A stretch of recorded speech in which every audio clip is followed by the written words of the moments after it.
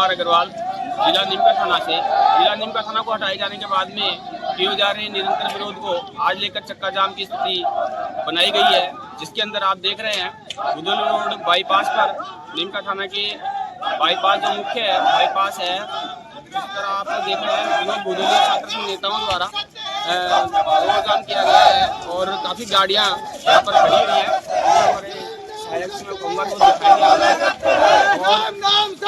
आरती भी दिखाई जा रही है।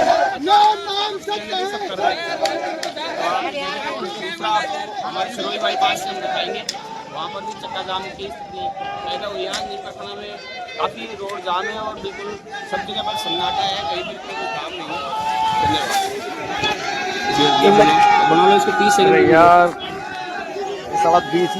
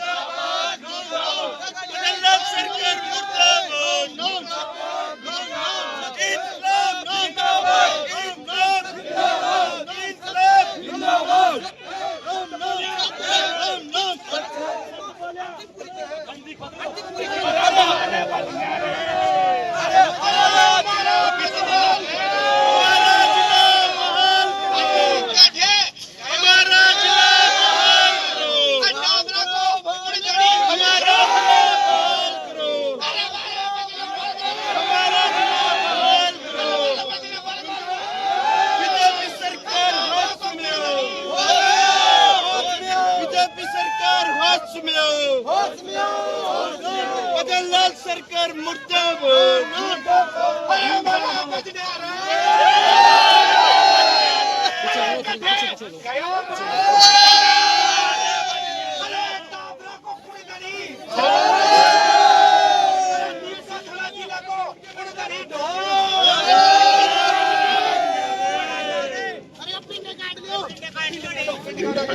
हमारा जिला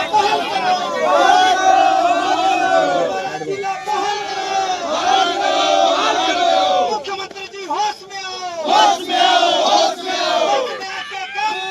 काम करो, काम करो, काम नहीं तो डूब मरो, डूब मरो, डूब मरो। बदलना सरकार मुर्दाबाद। हम देख रहे थे रात दिन के 2 बजे जब टीवी पर ये आया कि कि नीम का थाना जैसे 9 जिले निरस्त कर दिए गए। मेरे नौजवान साथियों, आपका यहाँ आक्रोश होना जरूरी है।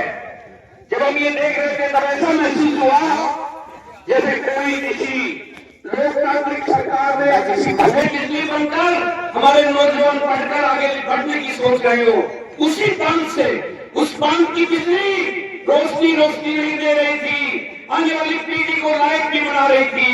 उस बांध के पानी से न केवल ये था बल्कि पीने का पेयजल भी उपलब्ध हो रहा था, जो स्वच्छ पेयजल हम लोगों के काम आ रहा था। उस बांध की खुशहाली से इलाके में सब कुछ सरसब्ज था।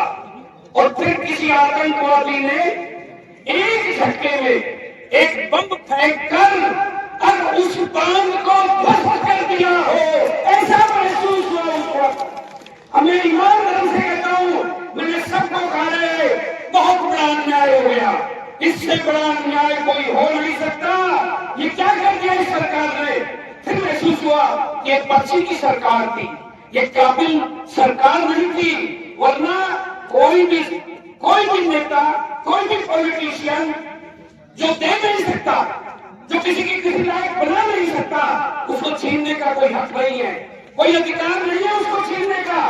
और इन्होंने 18 महीने कलेक्टर ने ऑर्डर पास किए, एसपी साहब ने लाइन ऑर्डर पे जबरदस्त कंट्रोल किया।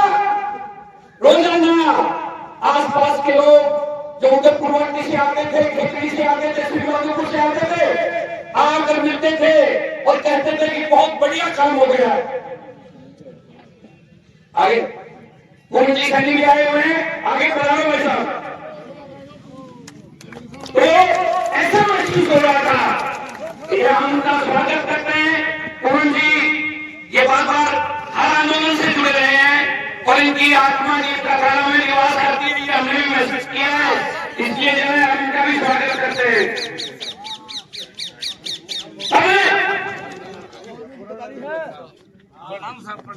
जब हम ये महसूस कर रहे थे कि जिस तरीके से इस जिले को खत्म किया गया है, ये कोई तानाशाह सरकार हो सकती है, लोकतांत्रिक सरकार नहीं हो सकती। जिस तरीके से इस जिले को खत्म किया गया, ये जिला भीड़ में नहीं मिला, ये जिला संघर्ष के बाद मिला। इस संघर्ष में साईं साहब का बहुत बड़ा योगदान है। एक ऐसा नौजवान जब बूढ़ा हो गया, आमरण अनशन पे बैठते बैठते जो बुजुर्ग हो गया और हमने उनकी कई बार दयनीय स्थिति भी देखी, उसने बहुत बड़ी कुर्बानी दी और ये जिला बना। ये जिला इस नीम का थाना ही नहीं, आसपास के लोगों की एक सामूहिक प्रयास का प्रतिफल था। हम उसको इस तानाशाह सरकार ने एक झटके के साथ खत्म कर दिया, सब कर दिया।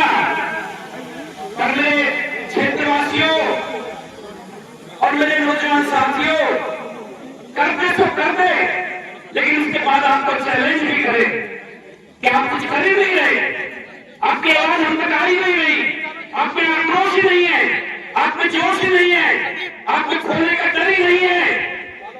मैं कहता हूं ये सरकार जिस तरीके से इस जिले को खत्म करने के बाद इसको रेगुलर करना चाहती है कि ये जिला दोबारा ना बने, इसके लिए आप सबका दायित्व बनता है, हम सबका दायित्व बनता है।